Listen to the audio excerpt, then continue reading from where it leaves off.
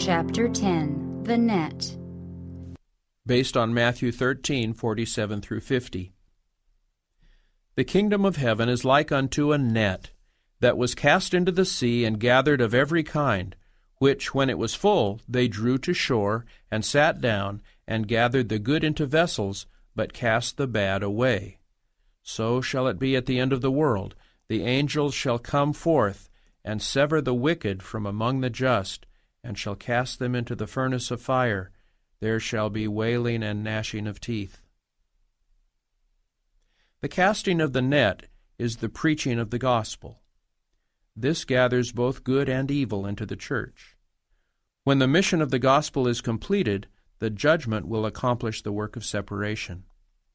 Christ saw how the existence of false brethren in the church would cause the way of truth to be evil spoken of. The world would revile the gospel because of the inconsistent lives of false professors. Even Christians would be caused to stumble as they saw that many who bore Christ's name were not controlled by His Spirit. Because these sinners were in the church, men would be in danger of thinking that God excused their sins.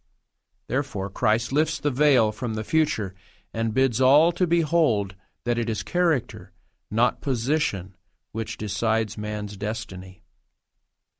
Both the parable of the tares and that of the net plainly teach that there is no time when all the wicked will turn to God. The wheat and the tares grow together until the harvest.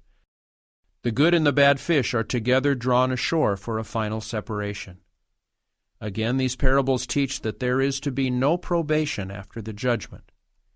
When the work of the gospel is completed, there immediately follows the separation between the good and the evil, and the destiny of each class is forever fixed. God does not desire the destruction of any. As I live, saith the Lord God, I have no pleasure in the death of the wicked, but that the wicked turn from his way and live. Turn ye from your evil ways, for why will ye die? Ezekiel 33:11.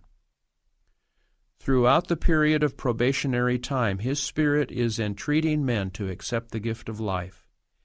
It is only those who reject His pleading that will be left to perish. God has declared that sin must be destroyed as an evil ruinous to the universe. Those who cling to sin will perish in its destruction.